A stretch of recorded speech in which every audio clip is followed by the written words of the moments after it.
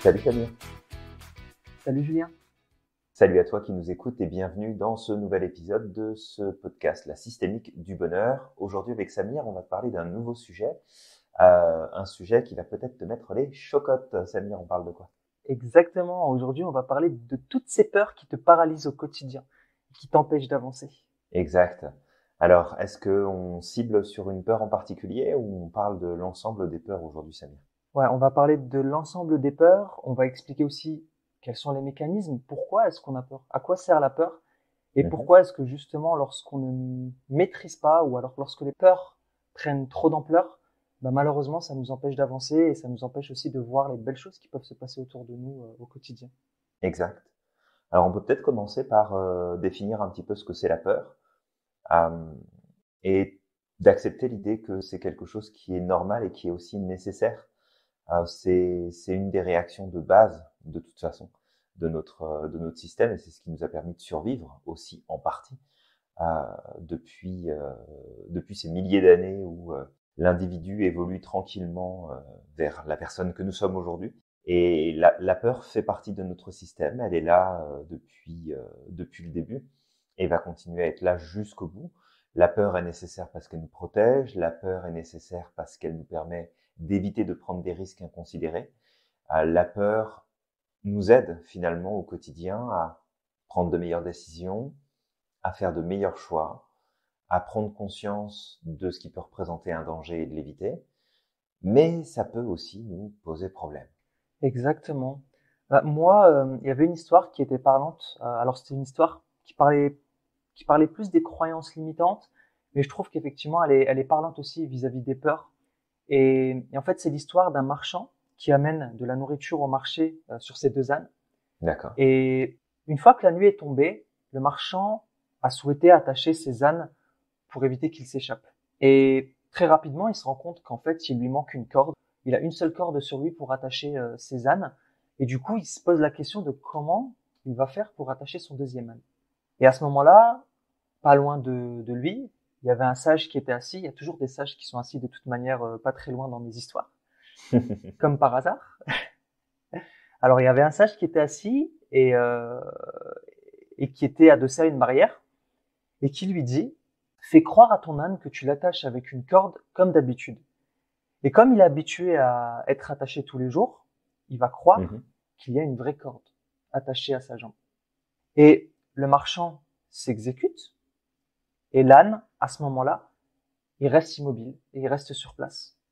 Mhm. Bon, il se dit que peut-être que d'ici le lendemain, l'âne sera parti, mais bon, vu qu'il n'a pas d'autre moyen, il se dit bon, on va essayer. Donc le lendemain matin, l'âne est toujours là. Et là, il y a le marchand qui, qui se dit bon, je vais aller vendre maintenant mes marchandises au marché. Et donc, il détache le premier âne et il accroche le deuxième âne au premier. Mais à ce moment-là, il se rend compte que le deuxième âne reste bloqué. Il veut pas avancer. Pourtant, il est attaché à rien du tout. Et là, il y a le vieux sage qui lui dit: ton âne croit qu'il y a toujours une corde. C'est pour cela Mhm. qu'il n'avance pas. As-tu enlevé la corde invisible au deuxième âne? Et le marchand s'exécute, donc il fait semblant d'enlever la corde. Et, euh, et là, il y a l'âne qui, à ce moment-là, avance. Alors on peut, comme ça, d'une vision extérieure, se dire que cet âne est stupide de croire qu'il est attaché à une corde invisible. Et pourtant, il y a des milliers et des millions de personnes, j'imagine, chaque jour, qui sont attachées à une corde invisible. Et en fait, toutes ces cordes invisibles, c'est aussi bien vos croyances limitantes que vos peurs. Parce que vous avez peur Tout à fait. d'énormément de choses. Et il y a des choses dont vous avez peur, mais qui n'ont aucun sens. C'est des peurs qui sont infondées.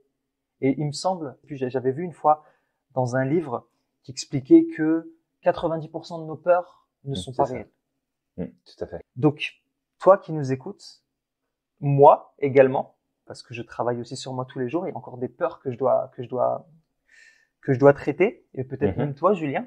Ah oui, on en a tous, hein. Ben, en fait, on ressemble un peu à cet âne, justement, parce qu'on a encore des peurs qui nous suivent, qui sont des cordes invisibles. Et en fait, en n'avançant pas, en fait, on est comme cet âne et on reste immobile. Ouais, tout à fait. Bah, c'est une super histoire. Merci pour ça, Samir. C'est vraiment cool comme image. C'est une belle représentation. Alors, on a dit tout à l'heure que les peurs, c'était quelque chose de naturel, de nécessaire, qui nous préserve. Et là, en fait, tu fais référence à un autre niveau de peur. C'est des peurs qui sont construites, qui sont fabriquées par notre pensée, par notre système. Et Exact. derrière chaque peur, il y a toujours une croyance. Je peux pas avoir peur de quelque chose sans croire quelque chose à ce sujet. Fait que c'est toujours très, très interconnecté. J'ai peur, imaginons des chiens, parce que je crois que le chien va me mordre.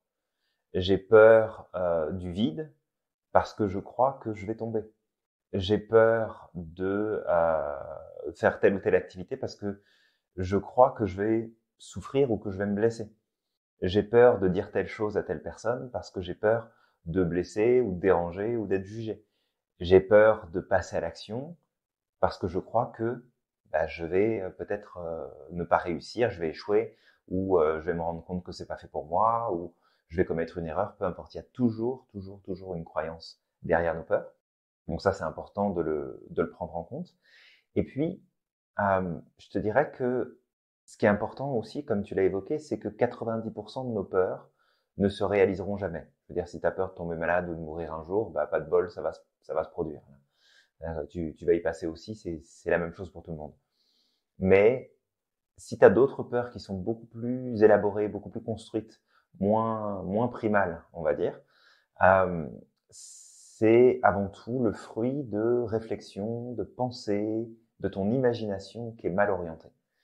Et à partir de là, tu construis des peurs qui ont pour but de te protéger et de s'aligner avec tes croyances. Parce qu'encore une fois, si je crois profondément en moi que je ne peux pas réussir à accomplir quelque chose de grand, d'important, dès que je vais avoir une envie de réaliser quelque chose de plus grand ou de plus fort que d'habitude, je vais avoir peur. La peur va prévenir mon passage à l'action, va prévenir le fait que je puisse réaliser quelque chose de grand pour tout simplement satisfaire ma croyance. Fait que, peu importe ce qui se passe au fond de nous, nos peurs sont le résultat, la conséquence de nos croyances. Encore de bien retenir ça parce que je crois que c'est vraiment un point important et c'est aussi un moyen de pouvoir mettre à jour quelles sont les croyances qu'on porte en nous. De quoi j'ai peur? Ok, j'ai peur de ça. Mais qu'est-ce qui te fait croire que ça pourrait arriver? Parce que ça.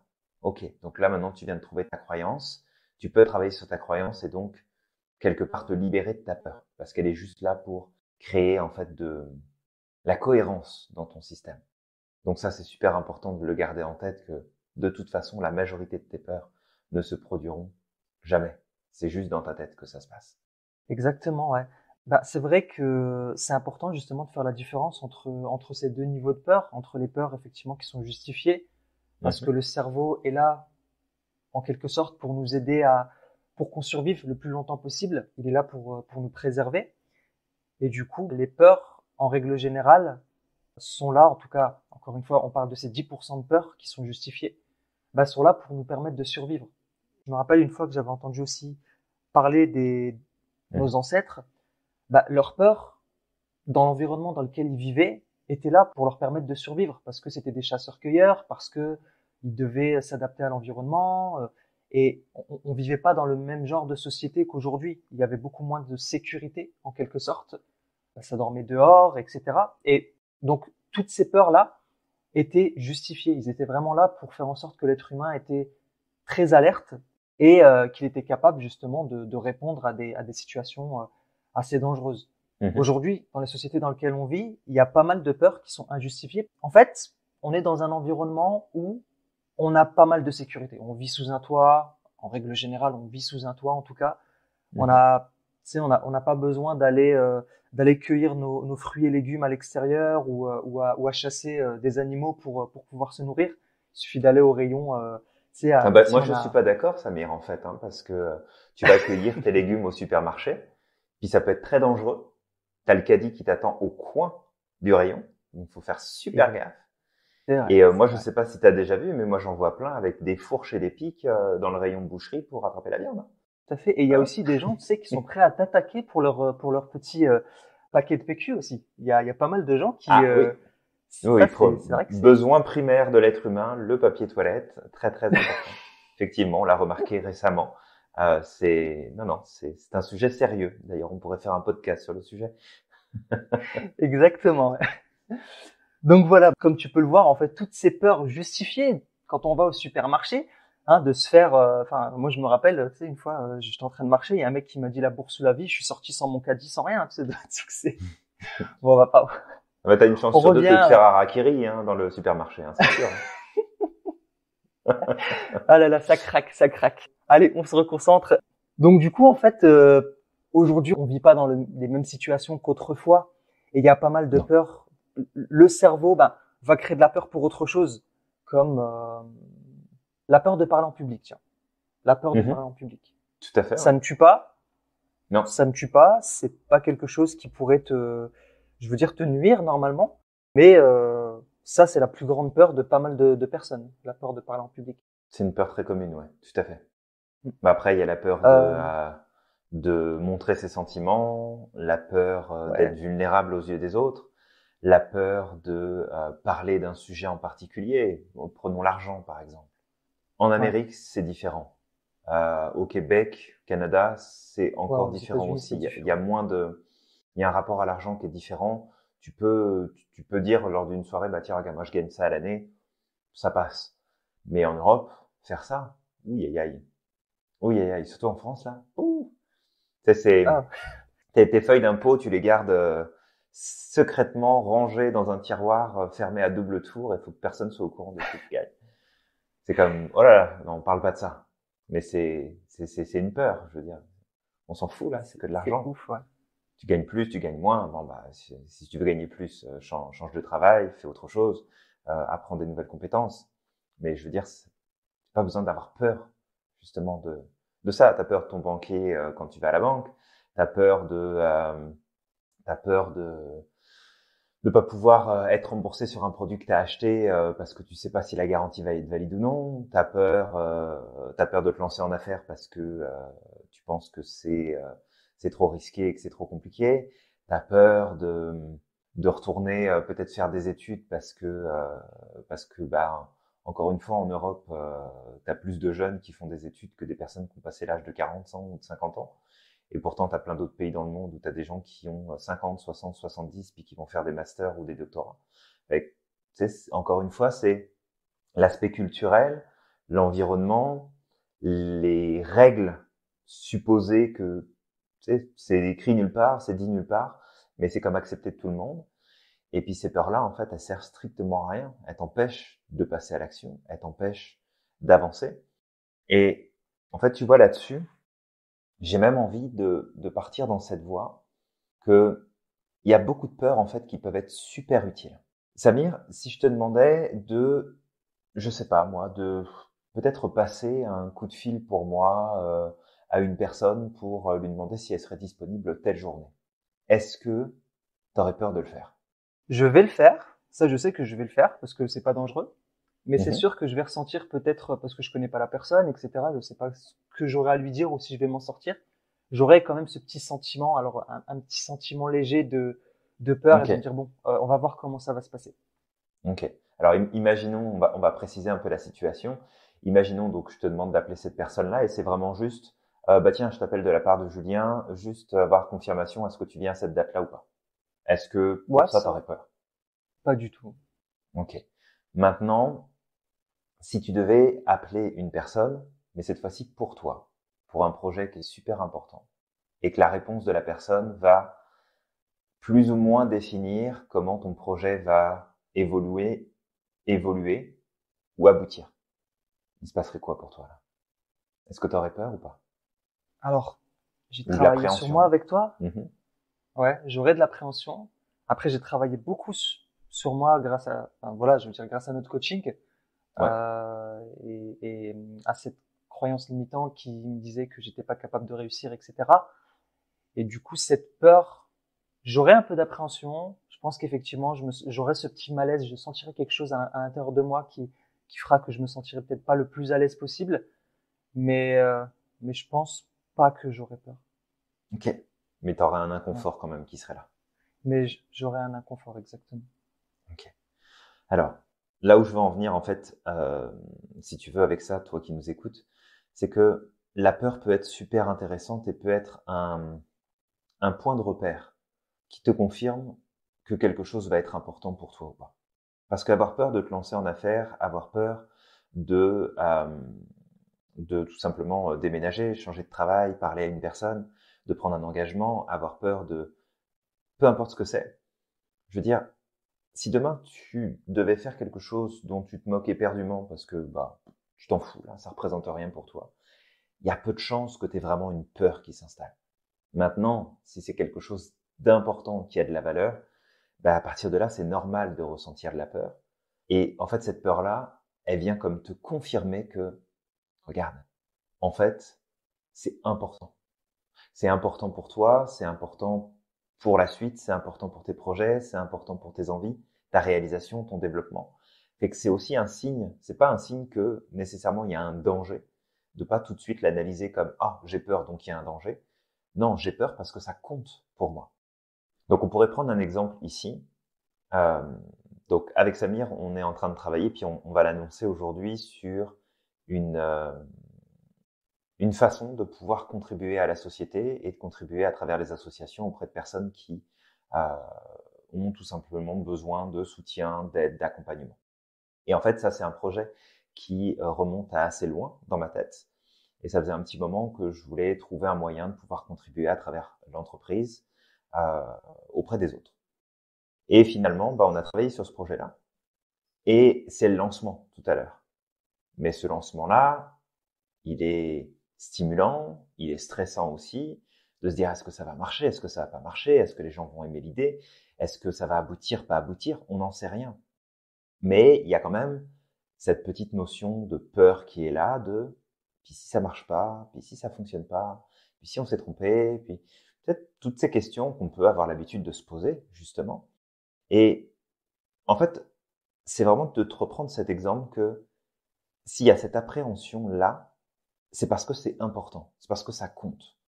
Et en fait, il y a une stratégie que je vais te proposer d'appliquer qui est ultra simple, c'est de te dire, est-ce que n'importe qui, et peut-être même pas n'importe qui, mais tout le monde, on va le faire plus général, est-ce que tout le monde sur cette planète, donc les 7 points, je sais pas combien de milliards qu'on est, euh, est-ce que tout le monde sur cette planète aurait peur de faire ce lancement de projet? Et selon toi, Samir, est-ce que la planète tout entière aurait peur de faire ce lancement de projet qu'on va faire tout à l'heure? Est-ce Je que pense qu'une grande majeure partie des gens auraient peur. Ok, Vraiment. mais est-ce que tous auraient peur? Est-ce que tous auraient peur? Je pense que tous sentiront ce niveau d'inconfort.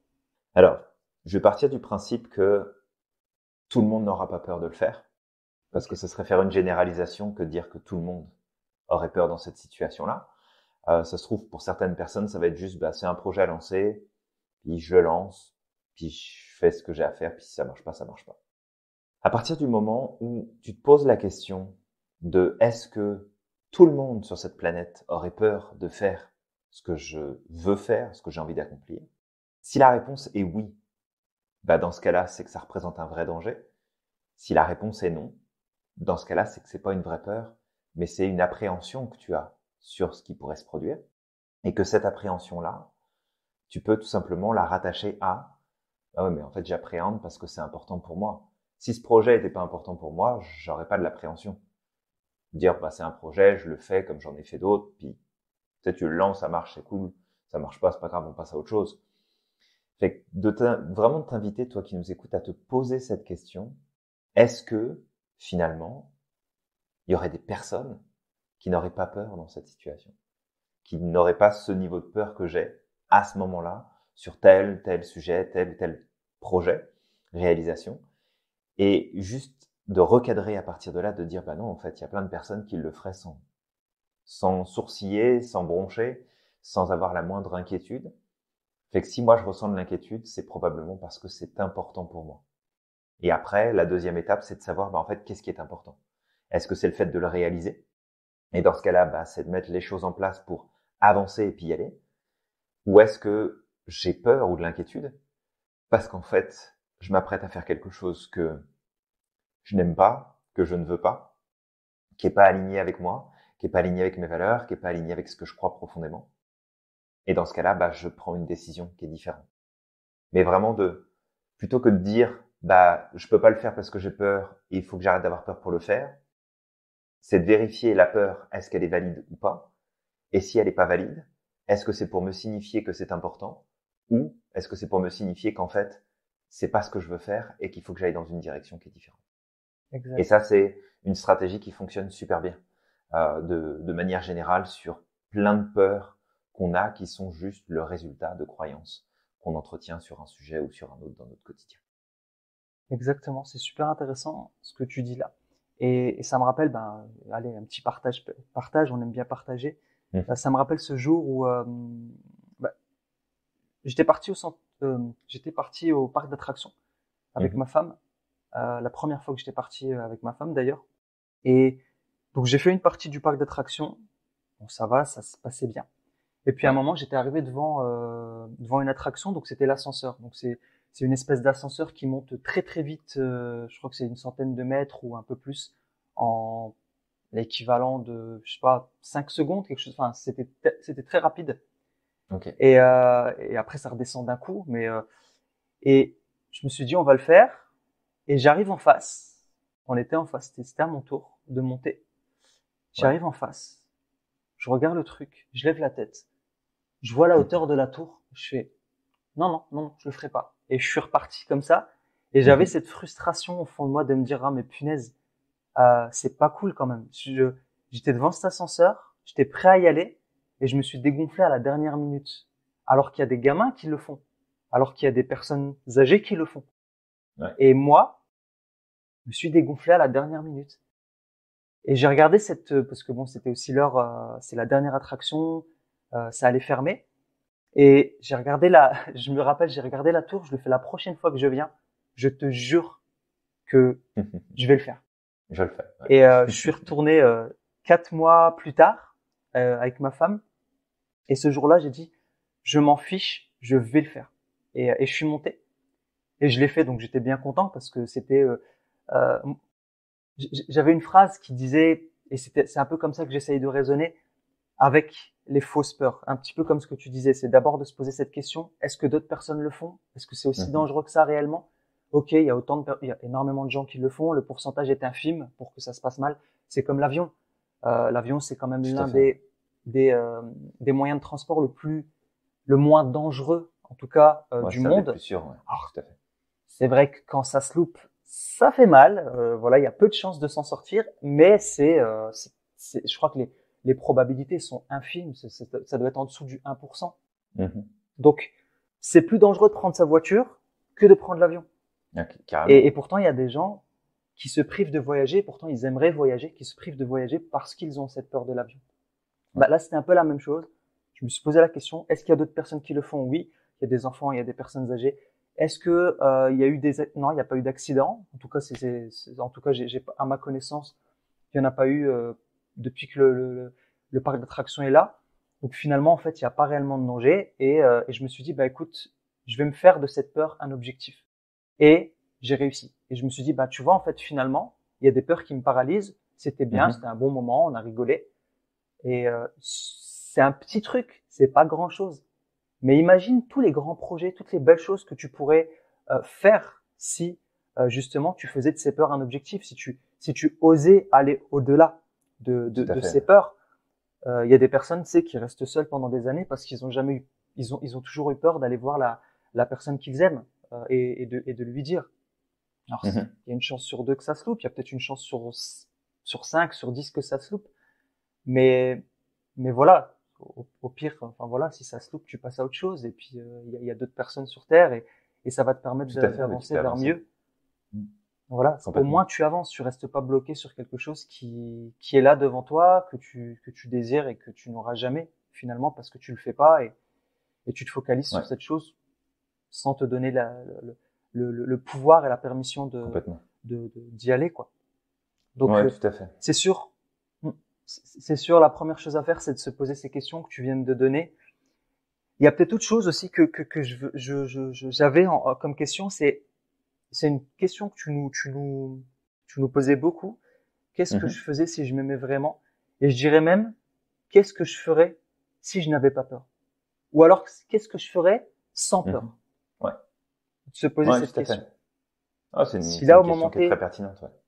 ouais, exactement. Si là, au moment T, face à ce qui est en train de se passer, je ne ressentais pas de peur, je me sentais en confiance, je m'aimais vraiment, qu'est-ce que je ferais? Bah, à un certain moment, on se lancerait, on se dirait, bah, écoute, j'en ai marre de tourner en rond, j'ai envie de tester, ça marche, ça marche pas, bah, écoute, je m'adapterai, je ferai autre chose, c'est pas grave. Tout à fait. Et même, peut-être une autre question à se poser, qui me revient à l'esprit. Au pire, qu'est-ce qui peut m'arriver de grave? Mmh. Celle-là, je l'aime bien aussi. Ouais, bah Je veux parler en le, public. ouais. Je veux parler en public. Au pire, qu'est-ce qui va m'arriver de grave? Ouais, parce que c'est vouloir à tout prix être dans le positif et puis de se dire non, ça va aller, de se rassurer, penser à des choses positives, etc. C'est pas forcément ce qu'il y a de plus pertinent pour pouvoir gérer une peur. Bien au contraire. Des fois, c'est nécessaire de descendre dans la peur pour la pousser jusqu'au bout, être un jusqu'au boutiste de la peur, et puis ensuite se rendre compte que ouais, mon scénario là, il est peut-être un peu catastrophe là quand même. Hein. Je suis pas bien sûr que ça arrive jusque là, parce que de te maintenir dans la peur, puis d'essayer de pas plonger dedans parce qu'elle t'inquiète et du coup tu as l'impression que tu vas souffrir, en même temps d'essayer de la remplacer par une vision ultra positive, même surpositive, pour essayer de t'en débarrasser, ça résout pas le problème. Et des fois descendre dans la peur et d'aller au bout du ok, mais au pire là, qu'est-ce qui se passe? Dans le pire du pire, il se passe quoi? Et vraiment, qu'est-ce qui va arriver à ce moment-là? Je veux dire, tu meurs, tu te blesses, tu perds quelque chose de précieux, et en général, ce qui se passe, c'est non, en fait, c'est pas très grave.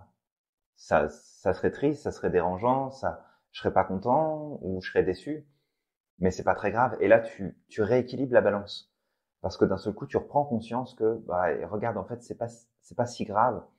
Et tu vois, ce point-là, ça me fait revenir en mémoire que, puis ça, c'est vraiment un point qui est important. Si tu ne te challenges pas régulièrement sur tes peurs, et tu vois, toi, c'était ce manège-là. Moi, ce genre de manège, j'aime pas du tout.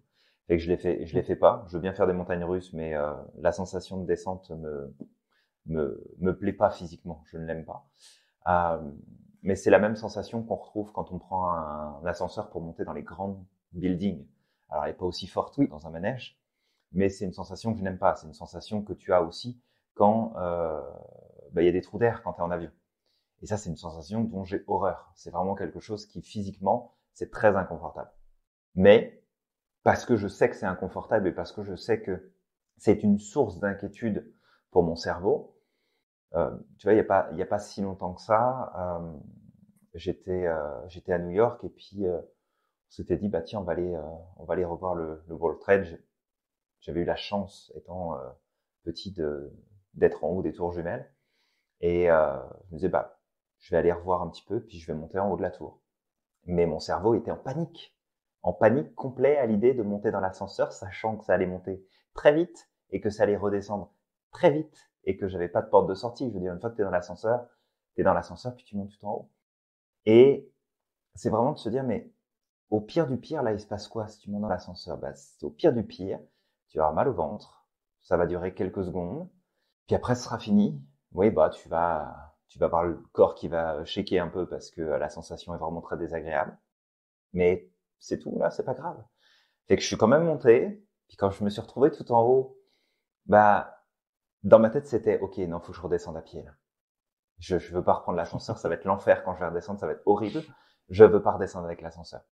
Et dans mon cerveau, ça fusait, c'était non, il faut que je trouve les escaliers de secours. Faut que je prenne les escaliers, c'est pas grave. Ça, je mettrai une demi-heure pour descendre de l'immeuble, mais c'est pas grave. Je veux prendre l'escalier. Et puis à un moment donné, c'est vraiment de te dire, non, tu vas pas prendre l'escalier, tu vas prendre l'ascenseur, tu vas respirer un grand coup, puis tu vas redescendre. Et bah, j'ai pris l'ascenseur, et puis ça s'est bien passé. La descente a été désagréable pendant quelques secondes. Mais je veux dire, j'en suis pas mort, j'ai survécu. C'était juste pas super agréable, mais ça fait, c'est un tout petit morceau de l'expérience. Mais tout ça pour dire que si on fuit au quotidien les choses qui nous font peur, on les renforce. On fait un renforcement de nos inquiétudes, on fait un renforcement de nos peurs. L'évitement est une stratégie de défense psychologique et émotionnelle, mais en aucun cas, l'évitement est une stratégie qui est bénéfique pour nous. Parce que à chaque fois que j'évite, à chaque fois que je contourne, à chaque fois que je me dis, bah, non, regarde, je ferai ça plus tard, ou non, c'est pas pour moi, ou, bah, tu vas renforcer ta peur, tu vas l'augmenter, ta peur. Fait que, quand on peut, c'est vraiment d'essayer de se challenger pour dire, regarde là-dessus, je vais pousser un petit peu, je vais y aller, ça me fait peur, mais je vais le faire pareil. Je vais vivre telle ou telle chose, bah, ok, j'y vais, ça m'inquiète, mais je vais le faire pareil. Parce que sinon, cette sensation-là qui est vraiment très désagréable et je ne l'aime pas du tout. Et c'est pour ça que je fais le choix de pas faire ce genre d'attraction parce que je sais que je vais pas y prendre du plaisir. Absolument pas. Je vais m'éclater dans un grand 8, mais je vais pas m'éclater dans un ascenseur qui tombe. Ça, ça marche pas du tout. Par contre, je vais pas pour autant m'empêcher de faire une activité qui va m'apporter du plaisir, mais qui va inclure dans cette notion de plaisir peut-être un moment qui va être désagréable. Je vais pas m'empêcher de prendre l'avion. Je vais pas m'empêcher de monter dans un ascenseur pour vivre une expérience, tout simplement de dire, bah tiens, je vais avoir une vue extraordinaire, je vais prendre des super photos, je vais avoir des souvenirs dans ma tête de ce moment-là, de ce que j'ai pu voir. Et que ça, c'est hors de question. Je suis pas à l'aise avec le vide, j'ai le vertige. Et puis ça va pas en s'arrangeant. Mais ça n'empêche que je le fais pareil. Je veux dire, ça m'empêche pas d'aller grimper en montagne, ça m'empêche pas de prendre des photos en haut d'une falaise, ça m'empêche pas de mettre sur une terrasse d'immeuble et puis de regarder ce qui se passe en bas. Je le fais d'une manière confortable pour moi, mais je ne l'évite pas parce que je sais que si j'évite, c'est fini. Ça va être encore pire. Ça va être vraiment le truc de non, non, j'y vais pas, c'est trop dangereux. C'est dans ma tête que c'est dangereux. C'est dans mon système que ça me dit qu'il y a un risque. C'est sûr que je vais pas me pencher par-dessus un immeuble. Hein, faut pas non plus prendre des risques inutiles. Mais je vais pas m'empêcher de vivre des expériences parce que, par contre, je vais pas négocier avec mon cerveau. Mon cerveau va dire, non, non, mais regarde, t'es bien en bas, finalement, il y a peut-être rien à voir, tu regarderas les photos des autres. Non, non, j'ai décidé que j'allais aller en haut, donc je vais aller en haut. Et mon cerveau, il est pas content, hein. Il est en résistance, dans les émotions, c'est le bordel, mais c'est pas grave, parce que je sais pertinemment que cette peur-là, bah, tu sais, si je me pose juste la question, est-ce qu'il y a d'autres personnes qui auraient peur? Oui, il y en a qui auraient peur, puis il y en a d'autres qui ont pas peur. Ok. Puis on parle pas de gens qui sont casse-cou et qui prennent des risques inutiles et qui se mettent en danger. Hein. C'est vraiment les personnes lambda où bah on y va, c'est correct. Mais si j'ai décidé de le faire, si tu as décidé d'accomplir un projet, de mettre quelque chose en place, que tes peurs c'est correct, mais rappelle-toi que est-ce qu'il y a vraiment un danger? Est-ce que c'est important pour toi? Est-ce que c'est un signal qu'en fait bah, c'est quelque chose qui compte pas pour toi ou que tu auras envie de faire complètement autre chose? Choisis la définition de tout ça, mais tu passes à l'action, tu évites pas. Parce que de toute façon, s'il y a un vrai risque, qu'il y a un vrai danger, c'est pas parce que tu vas l'éviter qu'il va pas se produire. Donc, de toute façon, quoi qu'il arrive, prends pas de risque inutile, bien sûr, mais écoute pas tes peurs si tes peurs t'empêchent d'aller dans la direction que tu veux.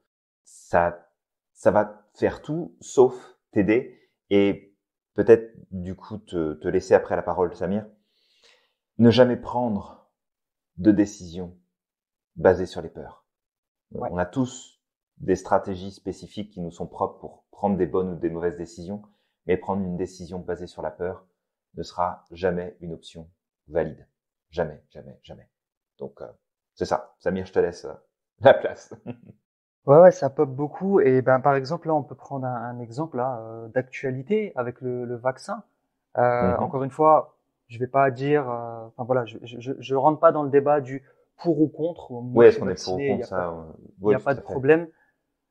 Mais en fait, par contre, ce que j'ai trouvé fou, c'est cette capacité justement quand tu parles de décision basée sur la peur.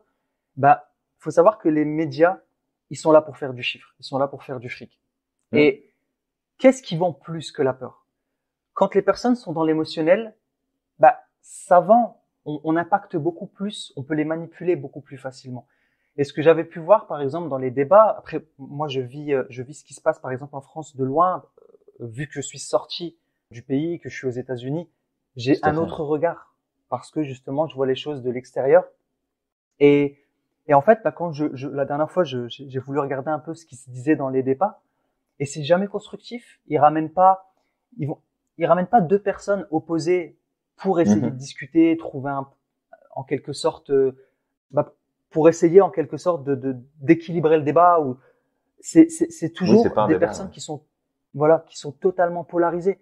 Ils sont là pour se Complètement. taper dessus, ils sont là pour s'insulter, ils sont là. En fait, faut voir la télévision comme une arène de gladiateurs. Tant qu'il n'y a pas de sang, ça vend pas. Il faut qu'il y a du sang. Exactement. Et en fait, quand j'ai vu ça, je me suis dit non, mais en fait, je comprends pourquoi les gens sont dans cet état. Et à cause de cette peur qui grandit, Mm. en plus, sans parler du fait que les médias ont tendance aussi à généraliser.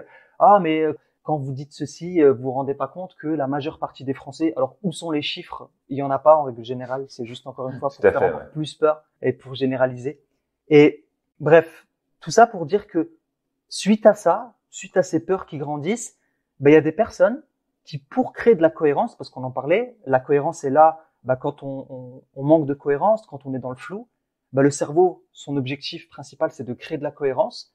À Mhm. travers la peur, c'est qu'il va renforcer ce qu'on pense ou renforcer nos peurs. Il y a des personnes qui y ont été jusqu'à raconter des choses, mais enfin, je me rappelle, j'avais vu quand même voilà, il y a peut-être des gens parmi vous qui ont partagé ça.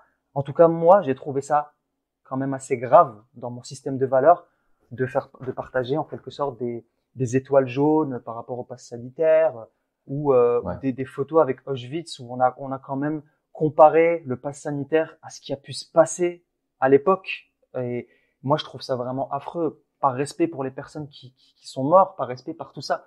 Je pense voilà, dans mon système de valeurs, on peut pas jouer avec ça. Mais Mhm.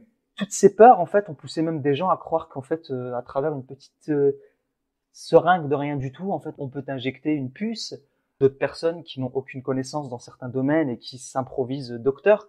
Pourquoi? Parce qu'encore une fois, c'est cette peur qui fait que j'ai peur de quelque chose, je crois que c'est dangereux, je vais aller chercher des informations qui ne vont faire que confirmer ma peur. Et ma décision, je vais la prendre à travers cette peur-là. Et c'est Mhm. aussi ça qui a été utilisé pendant l'Allemagne nazie, justement, pour faire toutes ces atrocités, parce que les gens avaient peur, en quelque sorte, malheureusement, des Juifs, parce on a joué avec cette peur-là, et malheureusement, ça a poussé certaines personnes à dénoncer leurs voisins, à faire des choses. Et moi, la chose qui m'a vraiment touché, c'est Mhm. que, en fait, c'est les mêmes mécanismes qui sont utilisés. C'est qu'on passe par la peur, ça crée des comportements qui sont pas alignés, et ça peut faire à l'homme, en tout cas, des choses affreuses. Ouais, bah, c'est sûr que ça, c'est le sujet d'actualité. Donc, effectivement, on a des exemples de fonctionnement de l'individu dans ses peurs et dans ses croyances et dans ses travers, parce qu'on les a tous, ces travers. Après, selon les situations, selon où est-ce qu'on en est, il y a des choses qui vont ressortir ou pas. Mais il y a plein d'exemples dans l'histoire qui vont dans ce sens-là. Tu faisais référence aux Juifs, mais on peut faire aussi référence à la ségrégation des Noirs aux États-Unis. On peut faire Exactement. la même chose entre les Juifs et les Palestiniens. On peut faire, c'est ça, c'est que la peur nous fait faire des choses qui sont parfois insensées, nous fait réagir, nous fait prendre des décisions qui sont injustes et qui sont vraiment pas alignées. La peur nous désaligne de notre de qui nous sommes, de notre meilleure version de nous-mêmes. Mm. Et c'est un peu comme un talon d'Achille. Et comme tu l'as dit, de toute façon, la peur sert à vendre. Ça vend beaucoup plus que la notion de plaisir immédiat. Et de toute façon, il suffit juste de regarder quelles sont les informations qui sont les plus consommées. Ça nous éclaire assez rapidement sur qu'est-ce qui intéresse le monde ou pas. Souvent, j'entends dire, mais je suis d'accord, pourquoi est-ce que aux informations on n'a pas plus de bonnes nouvelles? Pourquoi est-ce qu'on n'a pas de choses Mm. positives qui sont partagées? Et tout simplement parce que ça vend pas. Est-ce que Mm. est-ce que t'allumerais ta télé tous les soirs alors? Moi je dis ça, je regarde plus la télé, Pareil. ça va faire, je pense, au moins pas loin de 20 ans que je regarde plus la télé. Fait que Wow.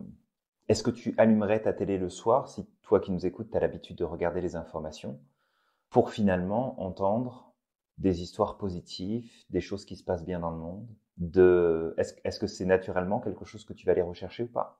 Est-ce que tu vas prendre autant de plaisir à aller chercher de l'information positive ou pas? Et si c'est le cas, en fait, remplace ta chaîne d'information et puis regarde des choses qui sont inspirantes, regarde des témoignages de personnes qui avancent dans leur vie, regarde des gens qui se battent contre la maladie et qui réussissent à accomplir des choses extraordinaires. Regarde les Paralympiques, par exemple. Regarde plein de choses qui t'amènent de l'espoir, qui t'amènent du positif et qui nourrit ton intellect, de choses qui ne viennent pas en fait entretenir ta peur, qui ne viennent pas entretenir ce malaise intérieur dont finalement la société se sert plus ou moins. Et c'est pour donner beaucoup de cours en vente et en commercialisation. C'est un point qu'on travaille aussi parce qu'il est important, on le sait très bien, ça fait vendre. Si tu viens appuyer là où ça fait mal, tu vendras plus facilement que si tu appuies là où ça fait du bien. Mais c'est toujours pareil. On fonctionne comme ça, l'être humain a ce principe-là. Je veux dire, tu vas prendre un rendez-vous pour te faire masser par ton kiné parce que tu as mal au dos. Tu vas pas en prévention parce que ça te fait du bien. Tu vas pas voir ton médecin pour t'assurer que tout va bien quand tu es en pleine santé. Tu vas quand ça va plus et puis qu'il faut prendre en charge. T'appelles pas, t'appelles pas ton comptable pour dire ok, bah est-ce que tout se passe bien, est-ce que je fais les choses comme il faut. Non, tu l'appelles à la dernière minute en disant merde, je suis paumé, je sais pas comment ça marche, je m'en sors plus. Tu vas pas voir un coach ou un psy ou un thérapeute quand ça va super bien. Tu vas quand il y a quelque chose qui marche plus dans ta vie. C'est toujours pareil. La souffrance, le négatif est un élément déclencheur très fort chez l'individu. C'est celui qui est probablement le plus présent, le plus puissant. Pas chez tout le monde, mais une grande majorité, c'est l'élément qui fonctionne le plus. On s'en sert. Mais après, ça nous appartient de savoir comment est-ce qu'on a envie de diriger. C'est comme tu disais, Samir, le but, c'est pas qu'on dise est-ce qu'on est pour, est-ce qu'on est contre. En fait, déjà d'une, ça regarde personne. C'est un avis personnel. Et puis qu'on le fasse ou qu'on le fasse pas, je veux dire, chacun fait ce qu'il veut. On s'en fout. Du moment que tu fais les choses de façon éclairée et que tu sais pourquoi tu le fais, ou que tu le fais pas, je veux dire, c'est correct. Mais si c'est tes peurs qui te dirigent, ça marche pas. Ça marche pas du tout. Parce que dans ce cas-là, c'est plus toi qui es en contrôle. T'es plus libre. C'est tes peurs qui te dirigent. Tu perds ta liberté en écoutant tes peurs. Donc, peu importe les décisions qu'on prend, quel que soit le sujet, parce qu'on ne peut pas créer de polémique avec tout ça, c'est pas le but.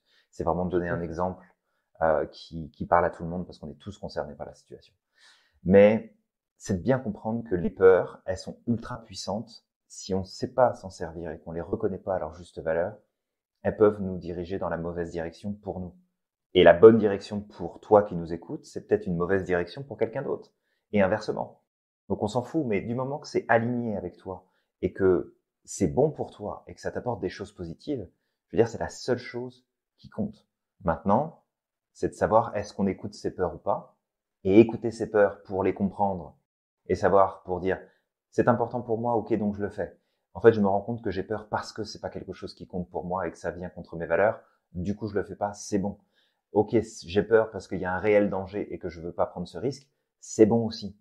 Mais si ta démarche, c'est juste de répondre à ta peur en posant une action qui va à l'opposé de ta peur, juste pour que tu puisses t'en éloigner, et donc tu es dans l'évitement, ça, c'est une stratégie qui va faire que augmenter et amplifier les peurs que tu vas ressentir de plus en plus au quotidien. Ça va pas aller en s'arrangeant.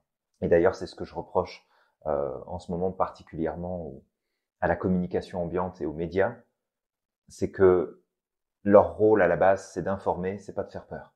Qu'il y ait une nouvelle qui soit importante et qui est quelque chose qui soit à risque et qui représente un danger, c'est important. Mais de faire peur au monde, ça par contre, moi j'appelle ça du terrorisme. Fait qu'après on en pense qu'on veut là, mais ça c'est vraiment quelque chose qui me dérange. Attention Julien, t'as lâché le mot, fallait pas. Fallait pas Julien. Bah si, je le dis. C'est du terrorisme je pourrais intellectuel. dire que ça peut être du terrorisme intellectuel, exactement. Bah voilà, c'est du terrorisme intellectuel. Exactement.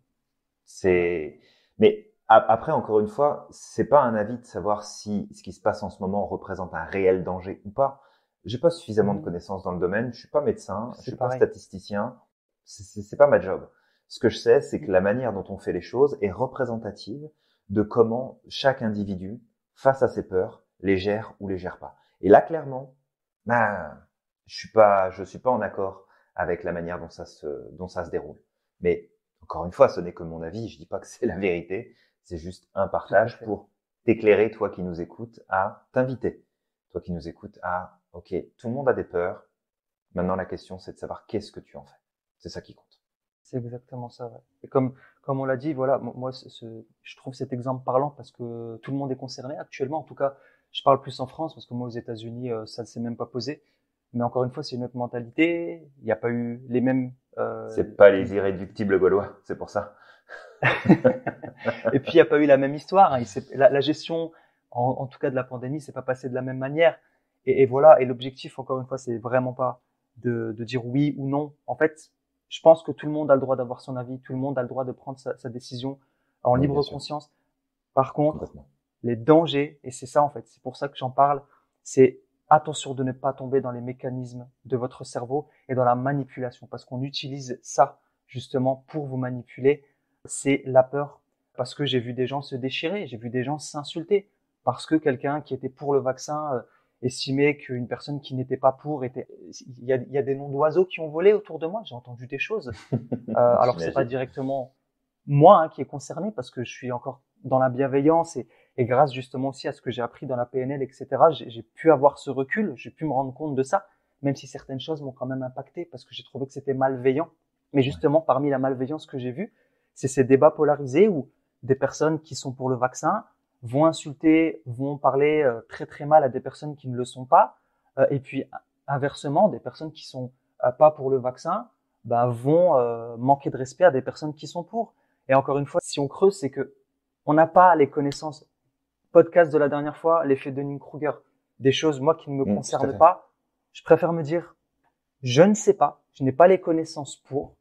Maintenant, si j'ai pas envie de faire quelque chose, c'est aussi mon droit de dire, bah écoutez, moi pour le moment, j'ai pas suffisamment d'éléments, je suis pas suffisamment rassuré, donc je prends cette décision jusqu'à ce qu'en tout cas on me rassurera. Et puis inversement, quelqu'un qui dit, bah écoute, moi j'ai suffisamment de recul, donc j'ai des éléments qui fait que je prendrai cette décision-là, bah, c'est très très Mhm. bien. Par contre, attention, ces mécanismes-là, ces mécanismes de peur, etc. En fait, avant même d'être manipulé par d'autres, parfois on s'auto-manipule avec On tout se ça. manipule tout seul, complètement. Ouais, Complètement. Donc de bien faire attention avec quoi on se nourrit le cerveau.